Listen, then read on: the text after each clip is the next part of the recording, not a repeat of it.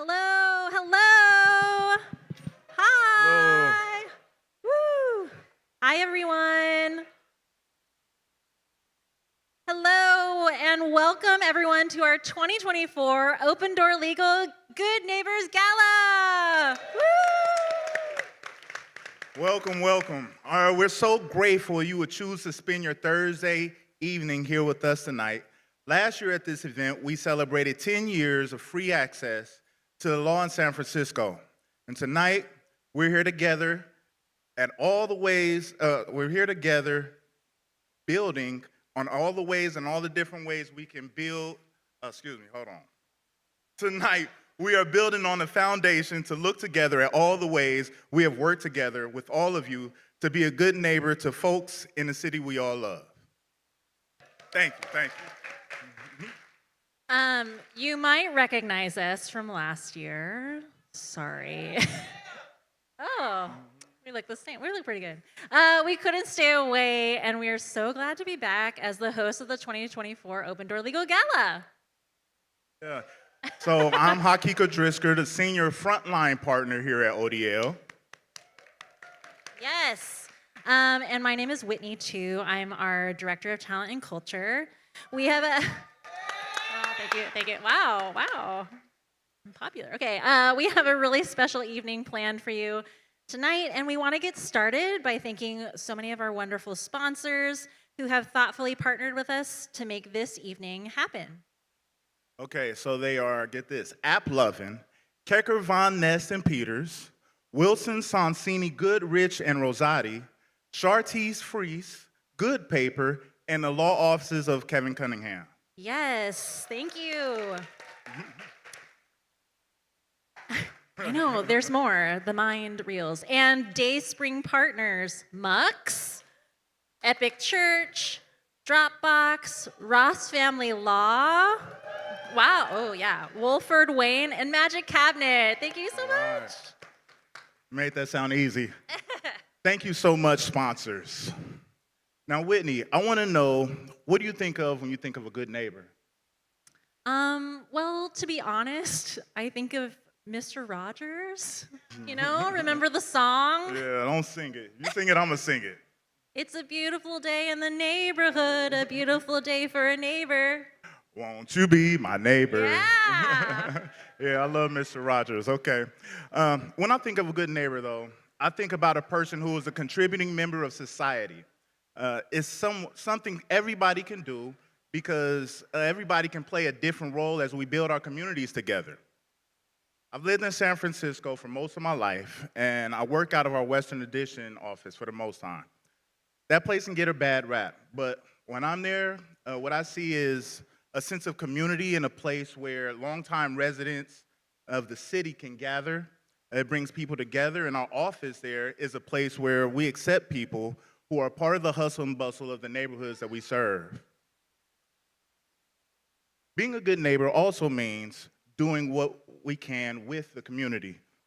It's not just giving, but partnering with people around us, being right next door to the shops and the local public schools and the plazas where people hold vigils and meet in passing and where news and emotions are all shared. I really love that emphasis on doing things with the community. I moved to the city as an adult, but it's been where I've lived and worked for the last 10 years. We had our daughter here. She's the best. And I love getting to see the city through her eyes. I also love getting to be a part of Open Door Legal because we are intentionally rooted in the communities we work in, shoulder to shoulder with us. We are all invested in giving our very best to the community, and we can all make a positive impact in these communities while we work together in these places where our families live, our friends work, and our children play.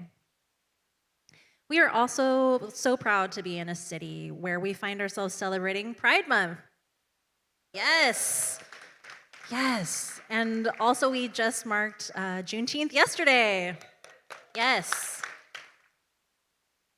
We know from experience that no one gets free alone and that we have to participate. In the words of the activist Miriam Kaba, in the discipline and practice of hope. And speaking of being rooted in the community, here's a map of San Francisco that we'll be following along tonight. As you all give, the map will fill in incrementally over the areas of the city that we serve. So with that, we are honored to welcome you all here tonight as we dream about what it means to be a good neighbor and share some stories of our clients and neighbors. And one thing we recognize is that there are some of you in the room who are learning about Open Door Legal for the very first time.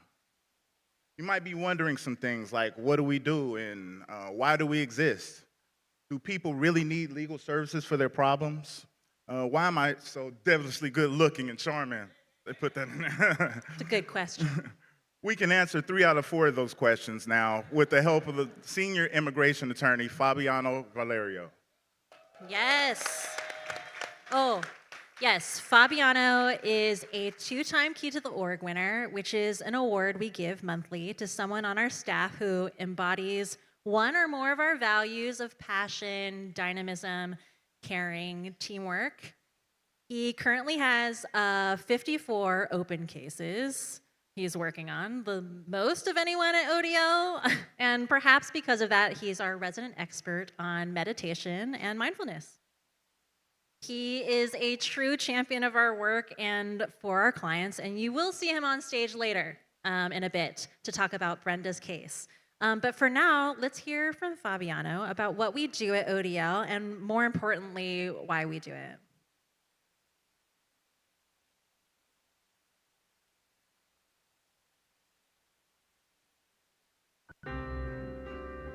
Here we are at Excelsior, one of our 4 offices. I came to the United States as an immigrant, and I have a personal connection to many of our clients. I lead the immigration team, which has grown from a team of 1 to 5 dedicated individuals working to pursue justice on behalf of our clients. We are founded on the belief that the law belongs to all of us. You can have all the rights in the world, but if you cannot enforce them, it's just the same as having no rights at all. So our team of attorneys and paralegals and frontline partners work together to help anyone who comes to us and seek legal help. And anyone who comes to us with a viable legal case whose income qualified can get help for free. Whether they're being wrongfully evicted, or they being illegally fired from their job, or they safely need to leave an abusive relationship, we are here to ensure the law is used to protect them. This means our law practice works together to provide the best results for our clients. Our team is passionate about creating access to justice and opportunities. We at Open Door Legal work hard to be good neighbors to our communities. As good neighbors, we provide wraparound services for our clients to help them live out their dreams for themselves and their families. All of you are partners with us in this journey. Thank you for joining us to work together to make sure that the law belongs to all of us.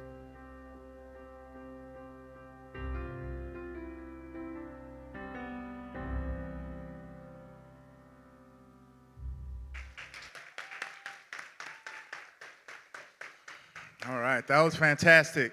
Thank you, Fabiano, for taking the time to share. And I hope that leaves you all with an understanding of how many people's lives' problems can have legal solutions. With that, we are going to do what has come to be sort of a tradition here at the ODL Gala, and that is our 100% participation ask. One of the ways we can partner together in this important work is to give of our resources to help those who need it. Our goal tonight is to raise $350,000, and that's a lot, but we can do it. And we start with this ask because we believe that everybody has the ability to be generous. We also have a wonderful donor who is offering a matching gift of $5,000 for this ask. So that means it won't be activated until we have raised $5,000 from this ask, or around $20 a person. Okay, so you should have just gotten a text now alerting you to this ask. We're asking everyone in the room to give $20 as a show of support and a way to contribute to this meaningful work. Take a look at your screen and if you need a reminder of how to give. One more important thing to know is that if you want to make a pledge tonight, you can simply text your name and the amount at any time to the ODL number that is messaging you. If you're wanting to make a pledge now but fulfill it later, all you need to do is text your name and the amount in response to the text you're receiving, and it will show up as a part of our totalizer. In fact, let's check in now.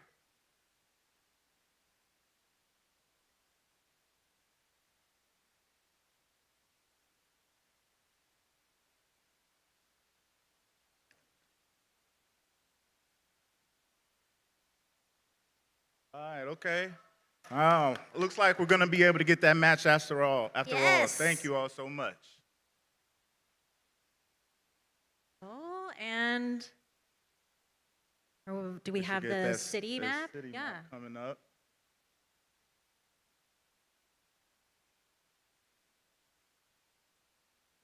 Show us all the places. Okay. Ooh, all right. right, San we got- Francisco coming together.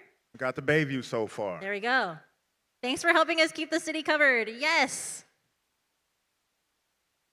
Now we'd like to welcome up to the stage a man who really needs no introduction, but I'll try.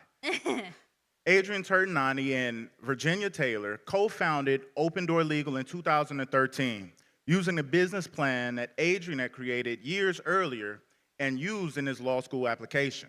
It's true. And he somehow thought that, anti-poverty strategy would be romantic first date material because it's all he talked about on his first date with his wife, Jess.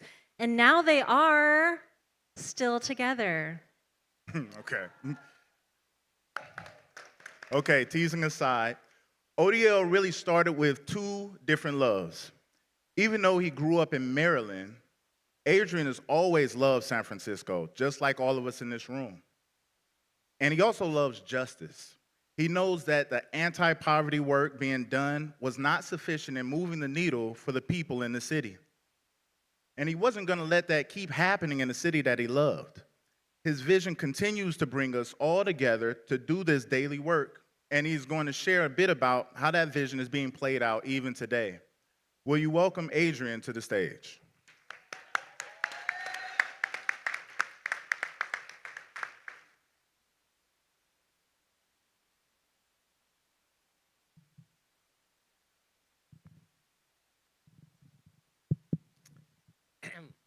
Well, it's great to see all of you. Like Akika mentioned, my name's Adrian. I'm the co-founder here at Open Door Legal. Yeah, thank you. And by the time I went to law school, I'd already kind of written out the business plan for Open Door Legal. I envisioned a new way of doing legal aid, a community-based general practice. And I had done all of this research, and I had become convinced that the most cost-effective and direct way to address poverty in America was simply to provide universal access to legal representation. Too many bad actors take advantage of people in poverty, but free legal help could stop those bad actors in their tracks, and the results are undeniably effective. But where to start? In law school, I did this kind of landscape analysis, and I discovered that the area around Bayview Hunters Point contained about 1/3 of all the low-income households in San Francisco. But there weren't any legal aid providers nearby. So Bayview was the obvious place to open our first office. And Bayview Hunters Point itself has a fascinating history. During World War II, the US Navy bought this massive dry docks complex and transformed it into a bustling center of naval manufacturing. Thanks to having one of the few integrated unions in the country, Black families from the South moved to the area to work at the shipyard, making it one of the few Black majority neighborhoods in the city. But the Navy decided to close the base in 1974, and with it, the neighborhood lost over 10,000 jobs, causing a long slide into poverty for the area, which was compounded by all the pollution the Navy left behind. Public housing the Navy had built to house the workers rapidly fell into disrepair and decay, and homelessness dramatically increased. When we opened our office, District 10, which is the area in and around Bayview Hunters Point, contained about 1/3 the city's entire unhoused population. And when we opened the office on 3rd Street, we put a sign on the street saying, "Get legal help." Kind of looks like this. And with just that sign, we were immediately overwhelmed with requests for help. People came to us, often facing the biggest problems of their lives, at risk of losing their children, their homes, their property, and more, and often with nowhere else to go. So we started representing people, hundreds of people, and after 11 years, about 20% of the entire population of District 10 had come to us for legal help. On this map, you can see that we've represented about 5 to 10 families on every block. And we noticed something, amazing happen. Homelessness decreased by around half in the area in and around Bayview Hunters Point. Thanks to, thank you. Thanks to a new academic study that was just completed this year, we now know that our work at Open Door Legal caused homelessness to decline by around half. About 46% of the people we represented who were at risk of homelessness were prevented from becoming unhoused. It's the only major part of San Francisco that's seen a major decrease in homelessness, and it was done for a mere fraction of the cost of alternatives. For the cost of 1 unit of permanent supportive housing, the building cost, we were able to keep over 100 families from becoming homeless.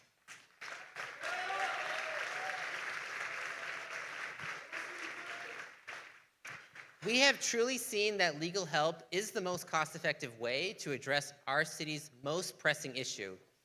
And after the program wraps up tonight, I'll be in the back near the wall that illustrates our work in the community, and I'm happy to talk at length with anyone who might have questions or want to learn more about our impact on homelessness.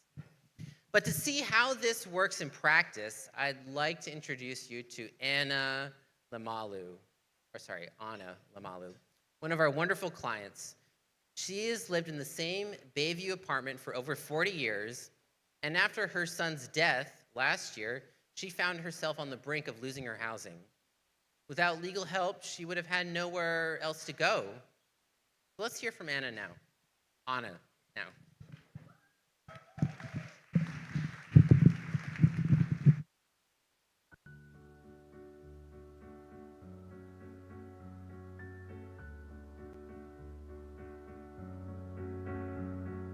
My name is Anna Lamalu. I come from Samoan. I've been here since 1982, Bayview Hunters Point. I live in this apartment for the last 40 years. I have a son named Enrico. He passed away. I miss my son a lot. I was thinking I have no future, but I have to move on, no matter what. When he died, I went in the housing. And then I said, why you guys kicking me out? Well, because the name of my son is on the list. But I don't know why they took my name out. I'll find out the way so I can get my house back. So I come down for you guys for helping me put my name back. The lawyer gave me help on the list. If it wasn't you guys, what am I gonna do? I'll be homeless. Before my son died, he helped a lot. I don't know anything about computer. If I need help, I come down and ask Michael for help. Carly helped me fill up a lot of my paper, because one of my hands is not working. It's numb. I trust you guys. Now I'm here. I'm comfortable. I'm happy. Thank you all for helping me.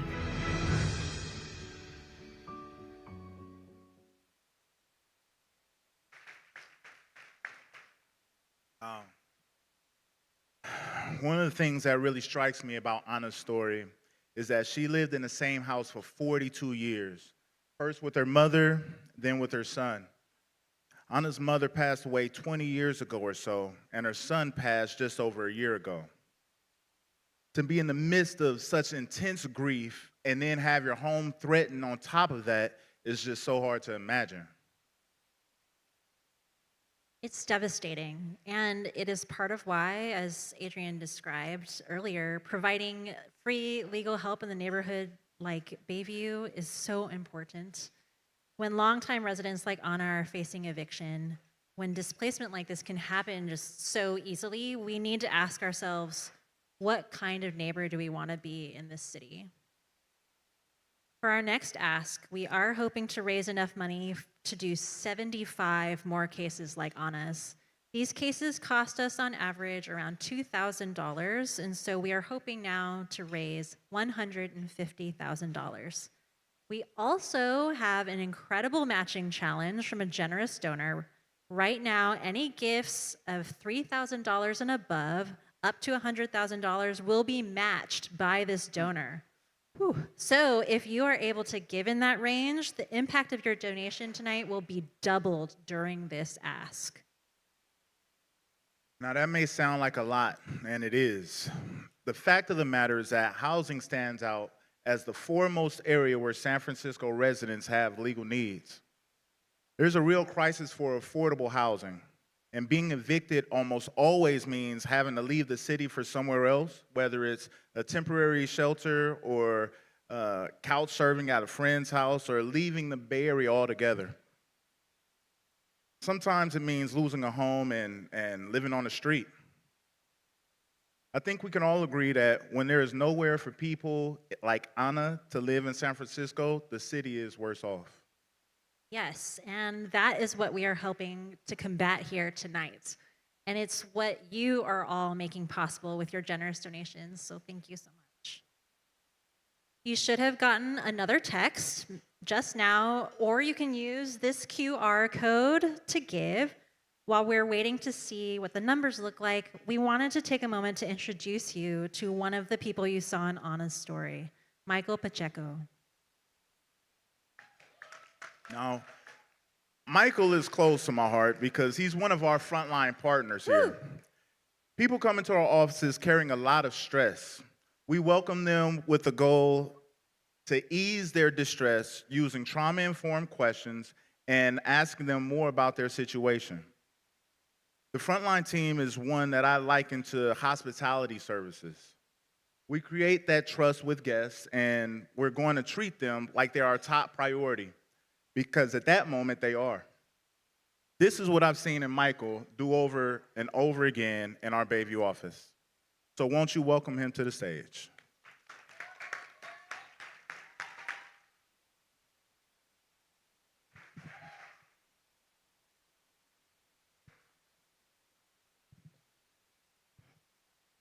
Thank you. Like Hakika mentioned, I'm a frontline partner at the Bayview office. The frontline team are the first point of contact in each office, the ones to actually open the doors to the rest of the community by providing direction for people who are seeking help and have no knowledge of how to proceed. Bayview is a special place. It is a community that is constantly challenged and faced with hardships that make it difficult to thrive in ways that are necessary for individual prosperity. Having lived in so many different places like Washington, Idaho, New Mexico, and Los Angeles, Bayview might be one of the most important and special places that I have been in. You'd be hard-pressed to find someone in Bayview who doesn't tell you how blessed they are every single day, or how optimistic they are about their situation. You probably would not be able to find another place in San Francisco or the greater United States where people who are given so little act like they've been given everything. Bayview is the epitome of what communities look like who rally around each other and have to uplift one another when nobody else does. I remember when Anna first came through our doors. She exemplified Bayview. She had trouble with her hands, so she gave me permission to sign her documents. But Anna also was very proud she would take her backpack and she'd zip it up with her teeth. And she was determined not to bother people with things that she felt she could do on her own. She had figured out a way to do everything herself, but also let herself be vulnerable. Very intentional. She trusted me with things, even asking me questions like, should I get a roommate? Should I sell my car? Things like that. First, we were just helping her pursue a small insurance benefit after her son's death. But when she got her 10-day notice that she was going to be evicted, that's when things changed for Anna. I talked with our staff attorneys about Anna's options. They told me that 100% of the time, in cases like Anna's, without legal help, people end up getting evicted and have to leave their homes. During one of the times that Anna came into our office, she stopped me and she told me that I reminded her so much of her son. I made it a habit to always walk Anna out of our office, but when I came around the counter this time, she hugged me and she cried on me and she told me that she loved me. I have a pretty good work-life balance, but this one relationship, this one with Anna, it really got to me because she was so vulnerable with me. She trusted me, and when I looked her in the eyes, I couldn't stop thinking about how we wouldn't be able to give her what she deserved to stay in her home. But just when I thought her outcome was settled, there came hope. Her property manager company responded. Anna never got through the summons stage. The fact that she was able to stay and that I got to be there from beginning to end was such a relief. I was bearing a burden that I didn't know that I was carrying with me. And it felt like a victory for all of us when she got to stay in her home. I was hired on the frontline team for a reason. The frontline partners are meant to advocate for the community.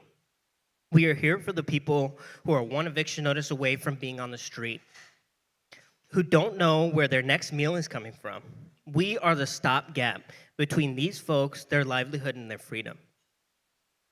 At all the offices, myself and Hakika, Jennifer, Lydia, Hayab, we are not going to let anyone leave without a referral, a resource, or some sort of little tech support.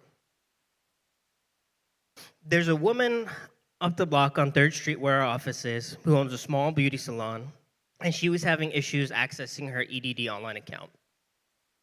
And she couldn't reset her password to manage her unemployment insurance, payroll, benefit, tax. I know, a mouthful, everyone knows exactly what that is. She was faced with a frustrating bureaucratic barrier that many of us can relate to. She needed access to her records and did not know how to navigate an overly complex system. She was able to walk into one of our offices in her neighborhood, talk to me, and get assistance with it, even though it wasn't an illegal issue. Who would help the people of Bayview, Excelsior, San Francisco if not for us? We do our best to make sure no one leaves without direction. We want to grow. Clients still come in and tell us they have no idea we existed. And I want to grow. I came to ODL to gain experience and be somewhere that aligns with what I believe should be derived from lawyers and the law. Universal access makes a difference not only to those who receive our help, but also to us who leverage our positions of privilege to lend that help. I will begin my journey as a law student this fall at UC Davis's Martin Luther King Jr. School of Law. And I know that wherever the future takes me, it will have been shaped by the work that is done here at ODL and the work that we take every day and strive to access to justice for everyone.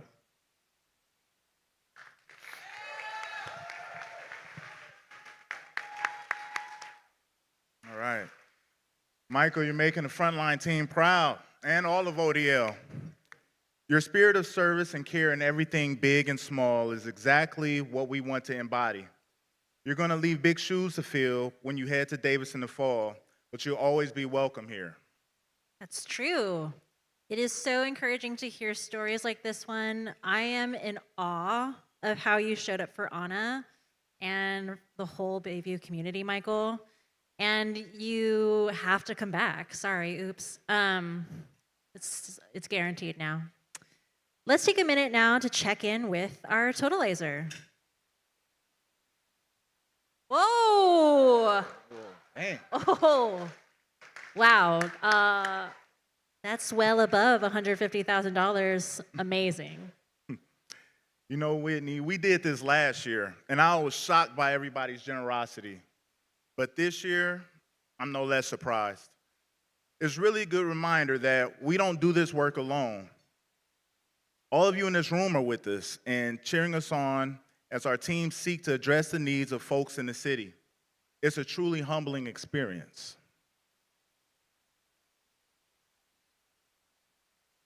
All right, here you go. That's my area.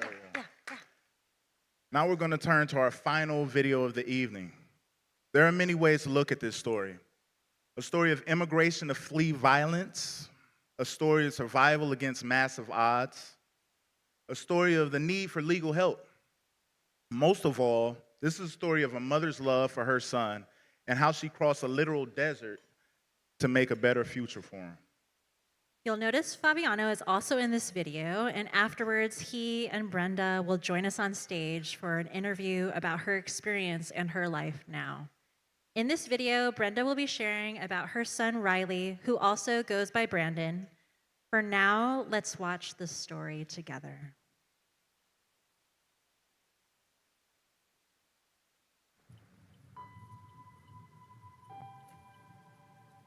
Nunca se me vino a mí esa idea de querer emigrar para acá porque tenía lo necesario para estar allá en El Salvador.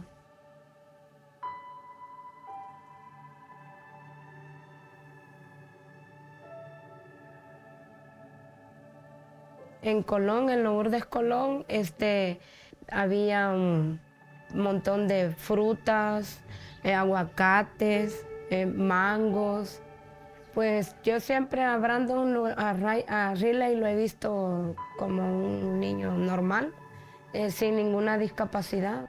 Salíamos a pasear las piscinas que se llaman los chorros y pues íbamos muy seguido con el niño. Entonces las personas de la colonia se habían fijado de que a mí no me bajaban la policía ni los soldados, entonces ellos querían que yo les anduviera trayendo droga y armas y como me les negué. Pasaron como cuatro personas de ellos, de los pandilleros, y ya llevaban machetes. Entonces y ya ellos le pegaban a la puerta y ya pues a mí pues en verdad me daba miedo, mucho miedo. Y ya en la última vez fue que ya lo atacaron a mi hijo, a Brando. Uno de ellos sacó su arma y lo primero que hizo fue pegármele al niño aquí, en la frente, y pues me lo dejaron a él así temblando, pues, ¿verdad? Porque me lo golpearon bien fuerte. Me lo tiraron en una cuneta y pues a mí me partió el alma. Me dijeron de que como no le había hecho caso en todas las amenazas y todas las cosas que me habían dicho, que la última opción era matarnos a los dos. La única opción era que nos viniéramos para Guatemala o para México, pero que saliéramos de El Salvador. Salí como a las 4 de la mañana, entonces yo me lo traje así y crucé el río de Guatemala con Brandon. Estaba lloviendo y me lo puse aquí, lo cargué y ese río estaba fuerte, el de Guatemala, y ya de ahí y entré para México. Cuando yo crucé de Vía Victoria, allí fue cuando nos agarraron los Zetas y yo me afligí, pues me preocupé mucho porque dijeron de que nos iban a hacer daño. Estuvimos por 4 días con ellos, pero nos dejaron ir porque vieron a Brandon en la silla de ruedas. Ellos, los que me secuestraron, me dijeron que aquí iba a tener un futuro él, no yo, sino que él. Ahí está el río Bravo. Ese río Bravo tiene una gran corriente. Ese lo tuve que cruzar en un neumático así pequeño y allí metí a Brandon adentro. Entonces yo dejé que la corriente me llevara, me arrastró y la misma corriente me sacó. Caminé 9 horas el desierto. Era arena, pero como las llantas eran de moto, esa silla volaba y ya se estaba oscureciendo, ya estaba de noche. Y así de la nada nos agarraron los de migración, capitán. Y él me dijo, mamá, ya no llores. Y ya no llores, yo te voy a dejar entrar a mi país.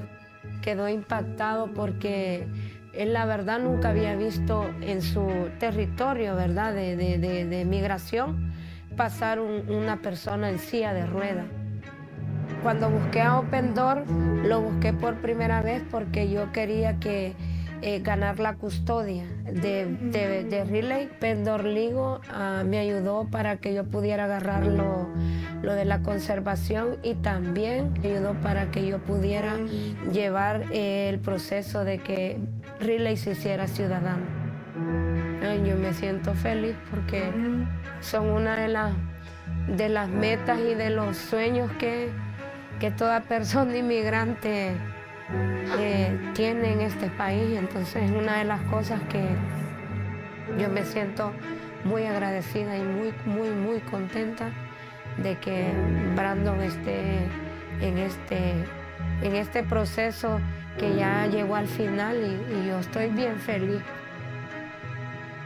Sin ustedes, sin Open Door, yo creo que quizás esto no se hubiera llevado a cabo porque, pues la verdad, bien difícilmente me hubieran agarrado el caso y una de las cosas que yo estoy bien agradecida, súper agradecida, la verdad yo no tengo palabras con qué decirles que yo les agradezco mucho por todo lo que ustedes han hecho. Pues la verdad, yo esta fuerza la tengo porque soy una mujer creyente. Siempre he tenido un gran amor a Dios y pues también teniendo a mi hijo a mi lado, eso me da la motivación para seguir adelante.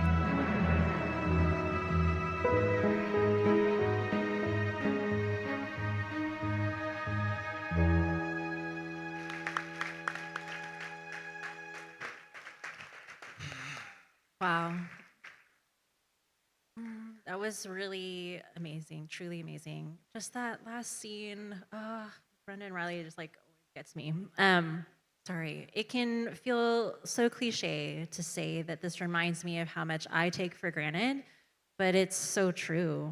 My safety, my kids' safety, my ability to navigate life relatively easily, all of these things I don't have to worry about on a daily basis at all. Brenda's strength and care are absolutely remarkable.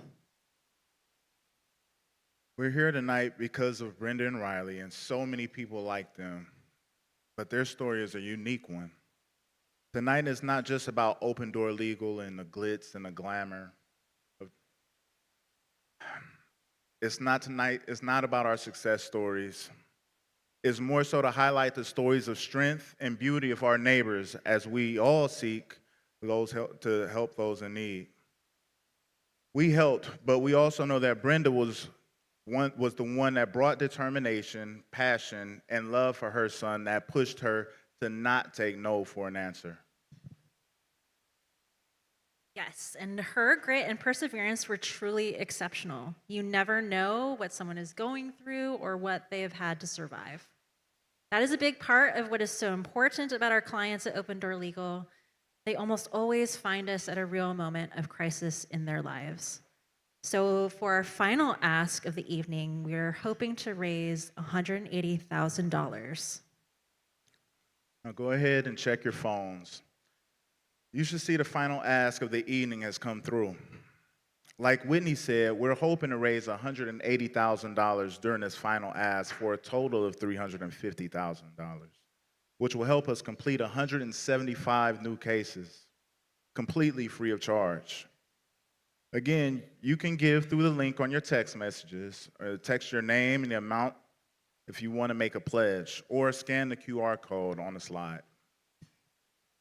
And this time, while we wait, we are joined on stage by some very special guests. You've already met Fabiano the Amazing in an earlier video. And you just saw Brenda's remarkable story of resilience and love. Yes. And they are joined by Yarida Zagal, a paralegal on our immigration team who will be helping to interpret. Fabiano's questions for Brenda will be on the slides up here in English and in Spanish, so you can follow along. Please join us and welcome them up.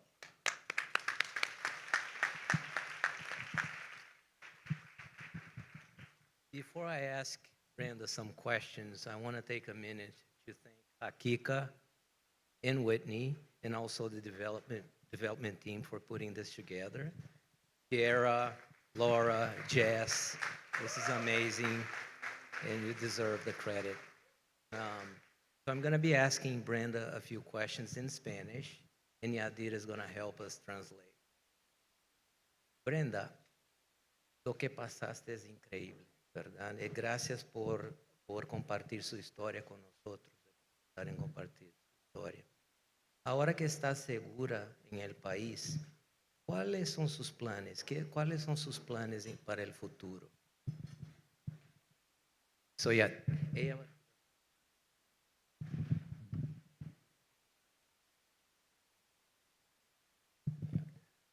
Una de las cosas que yo agradezco hoy que Brandon ya es ciudadano, para él, el verse hecho ciudadano, tiene las oportunidades donde realmente puede él tener un futuro asegurado en este país, y pues yo estoy muy agradecida por la ayuda brindada que nos dieron a mi familia. Muchísimas gracias. So one of the things that I'm very grateful for is the fact that now that Brandon has citizenship, that gives him more opportunities for a better future. And I'm very grateful for that, for getting that help from you. El tema de la noche es obviamente ser un buen vecino. Yo quiero que usted que usted diga a las personas que están aquí esta noche lo que usted piensa que motivaría a ellos que están reunidos aquí a serem buenos vecinos. Sí, para ser buen vecino es tener la amabilidad, regalarles una sonrisa, y también pues ayudarles cuando ellos le piden ayuda a uno, y tener esa,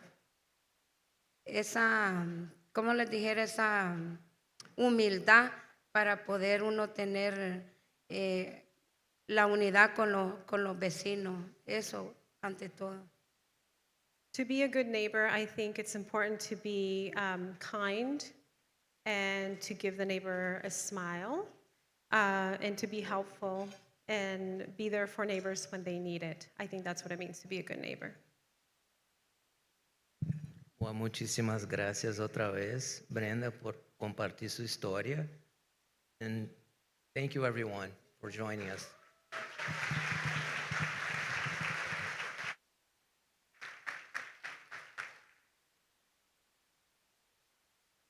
Thank you so much for sharing your story tonight with us, Brenda.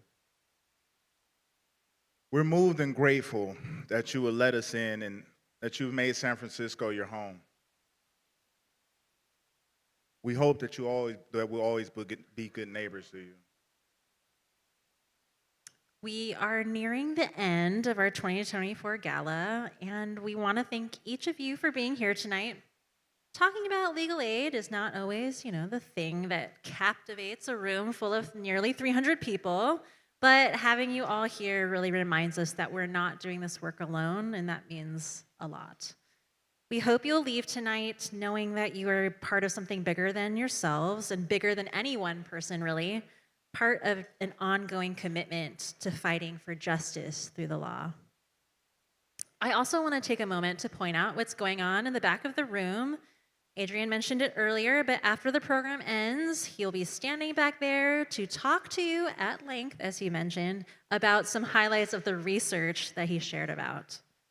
We also have an incredible piece of art in the side of the room by an artist named James Moore. James is a sculptor and painter who aims to show the profound commonalities of people so that viewers can see reflections of themselves regardless of age, gender, or background in his work.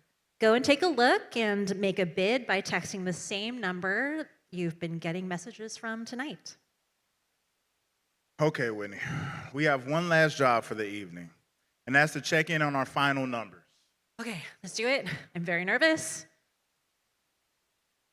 Let's do it. Woo. Whoa. Oh my gosh. We did it. Whoa. $458,000, 89.94 cents. Every year, I feel a little nervous checking in about this, and every year, all of you in this room come through. Thank you. Oh my gosh, I cannot believe it. Thank you all so much for giving and for being a part of this groundswell of a movement to make sure that the law belongs to all of us. Woo! Oh, we also thank you so much. Tonight would not be possible without all of our sponsors and to our wonderful caterer, Jessica Lasky. Yes. Our videographers at Fero Films, and this incredible venue at Soma Arts. Thank you. Thank you all so much for coming. Join Adrian in the back of the room if you want to learn more about our work, and please do check out the art back there. Yes, and we'll see see you you next next year. year.